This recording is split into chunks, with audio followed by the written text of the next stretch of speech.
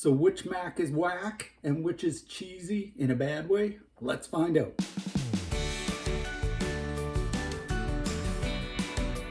Thanks for tuning in to find out what the deal is with these Kraft macaroni and cheese frozen dinners. I didn't know they were doing a frozen version until just recently. I think they came out in May. I'm from Canada, and in Canada we call it KD for Kraft dinner. It's not Kraft macaroni and cheese here for some reason. It's called Kraft dinner, which has led to some oddities in our Canadian vocabulary. A lot of people refer to dinner as supper, but a lot of people in Canada refer to dinner as lunch because their parents used to make them Kraft dinner for lunch. So the assumption was that this meal must be dinner because Kraft is calling it that. Let me know in the comments, do you call supper dinner or do you call lunch dinner? And being a typical Canadian, I have a whole pantry full of little convenient KD cups, they're called, Kraft dinner cups. We'll cook one of these too, and we'll be able to compare the frozen version versus the least frozen version. And also the price difference in these is incredible. These cups you can get for as low as like $1. And these dinners I got on sale for $4 each, but I've seen them as high as $7. And I'm assuming this is considered one serving. It's 340 grams versus the cup, which is 58 grams. So although I could eat probably 3 of these in one sitting quite easily. But yeah, it doesn't say this is meant as more than a one-person meal. So, oh, and interestingly enough, these are actually made in the US. So they have to repackage them in Canada with the KD brand because for some reason Kraft thinks that's important. Okay, and according to Wikipedia, Canadians eat more mac and cheese than any other nation on the planet per capita. So yeah, and I know growing up I ate it probably sometimes twice, 3 times a day. And as you can see, I got 2 different flavors. I think that's all that's available in Canada and the US. One is creamy cheddar, so I guess that's more like the original, and then the 4 cheese version. So we'll take a look at what they look like too. Okay, in its frozen state, the creamy mac is really pale, kind of drab looking. And then the 4 cheese has like fluorescent looking orange cheese on it. So we'll get these heated up and we'll pour some hot water in this one and we'll give them all a taste test. Okay, let's get things started. Already according to the instructions, you peel back the corner to vent, cook on high for 3 minutes, stir product so all pasta is coated in sauce, replace film, cook for another 3 minutes, let stand in the microwave for 1 minute, stir and serve. So as simple as it gets. Okay, we'll start with the creamy mac first. And yes, having mac and cheese at 10 in the morning. While we're waiting, I will check out how to cook this. Oh my God, the writing is so small. I don't know who the geniuses are at Kraft, but they decided to put instructions, you can probably read them better on camera, in white over blue.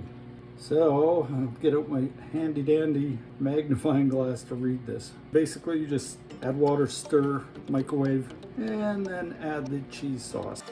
And all of that's being done without a lid. So here's the cheese sauce mix. And inside, I don't know if you can see it, there's a white powder that they say is needed to cook this. Probably some kind of starch to give it some thickness. And now we wait. First 3 minutes is up. Here's what it looks like so far. It smells like Kraft dinner. It's still frozen in the middle. They're saying to mix the cheese sauce with the rest of it, and I think you have to pretty much remove this lid to get at the cheese. It takes a lot of stirring. Okay, I think it's mixed. Here's what it looks like on the first mix. And now the tricky part of reapplying the film. That wasn't so bad. Okay, and in for another 3 minutes. It is done cooking, but it now says to let stand in microwave for 1 minute. So we'll do that. And yeah, as far as nutrition goes, holy, one package contains 620 calories and 30 grams of fat. It's a bit lower for the 4 cheese, probably because there's mozzarella in it maybe, and mozzarella is always a lower fat cheese. Also, you could cook these in the oven, and maybe I should have done that so I could have them done at the same time. Okay, the minute is up. Okay, it doesn't look horrible. It smells really good. Let's give it a stir. Don't know if you can see, but there's kind of cheese pull. Ooh, and it is hotter than hell. Okay, let's give it a taste. Holy blandness. Let's try some more. Not a whole lot of flavor. There is a kind of a tang to the cheese, more so than what you get in a box of Kraft dinner. For the most part, I was expecting more. Like, for the price, $4 is a lot for something like this. Like, I thought, oh my God, there's going to be tons of mac and cheese here. But no, it is pretty much one portion, I would say. A good size portion, but okay, let's give the other one a try. Okay, well, the other one is cooking. I'm going to put this one back in the box. I kept the film on it, but then I'll put it back in the box, and hopefully that keeps it super warm. So the 4 cheese version is cooking right now, but it doesn't seem to tell me what kind of cheese it is other than real cheddar. So let's see if I can tell on the ingredients. Oh yes, I can. They're right there. So it's cheddar, mozzarella, Parmesan, and Asiago, however you say that. What else is in here? Mustard flour, garlic, onion, paprika, creamy cheddar. Doesn't have garlic in it. Okay, I'm just waiting for it to sit in the microwave for a minute. But I was just thinking, I find it interesting that it has taken Kraft this long to actually put frozen mac and cheese into the stores when there's been all those other brands for years and years. And I've tried quite a few of them, and some actually are horrible. So maybe Kraft wanted to make sure they had a decent tasting product before they did it. Based on the cost, that might have been the factor for Kraft. It just seems too expensive to produce this. Giving it a good stir. Now I should almost be eating this with a spoon. It's kind of runny. Let's take a look. Piping hot. There's something weird on this piece of macaroni. Don't know if I like that. Kraft, you should be watching your quality control. I hope that wasn't a bug. Okay, this does not have the cheese pull the regular stuff does. Surprising, because this has mozzarella in it. So let's try it.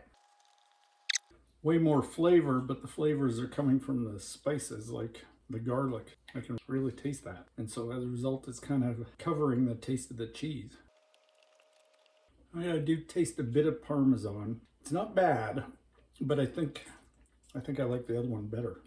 Okay, let's put this one away and we'll try the really cheap cup version. So the cup says to fill with water to the fill line. So I will do that. And you're supposed to give it a stir. And there's that white powder in there. Obviously the pasta is different too. It's really thin, tiny, tubular man. Okay, and according to the mouse print, it cooks for 3.5 minutes. Wow. The cup is done and it runneth over. This happens to me every time I make these cups.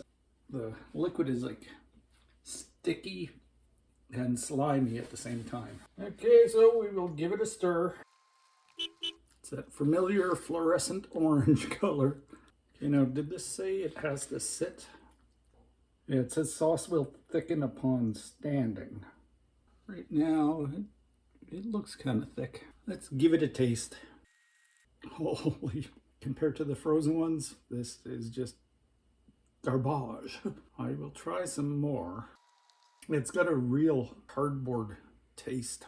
Dairy in it tastes like it's made with powdered milk. Not very good. This would be good if you're starving. And it's funny because I have eaten them before, but when you try them next to these ones, no comparison.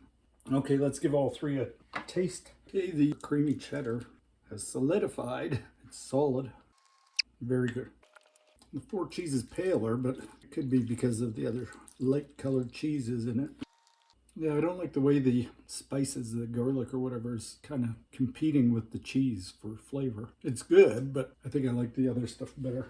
And then as for this bad boy, yeah, it's really lacking flavor. Okay, and in all fairness to all three, I love fresh ground pepper on pretty much anything. And it's funny, I used to be very critical of pepper mills, and you go to a fancy restaurant and the waiter has to grind the pepper for you. I always thought that was just his way of doing a stupid little chore just to get a bigger tip. But it turns out, yes, no, fresh ground pepper, there is no comparison. Like the stuff in the already ground, no way. This is the way to eat pepper. Peppered up to give it some pep. Okay, not even that's gonna save this. Go with the four cheese with more pepper. So yeah, here I am complaining that garlic is competing for the cheese flavor, and then I go and add pepper. Yeah, it's okay, but again, that same garlic issue. This is the creamy cheddar is really solidified, if that's a good thing or not. Okay, hands down, this is my favorite. I love this. Okay, so that's it for this taste test. I hope you enjoyed finding out what the deal is with Kraft frozen mac and cheese. If you enjoyed the video, please give it a thumbs up. And if you haven't already, please subscribe. I'd really appreciate it. So until next time, cheese. Looks like I'll be having leftovers for supper tonight.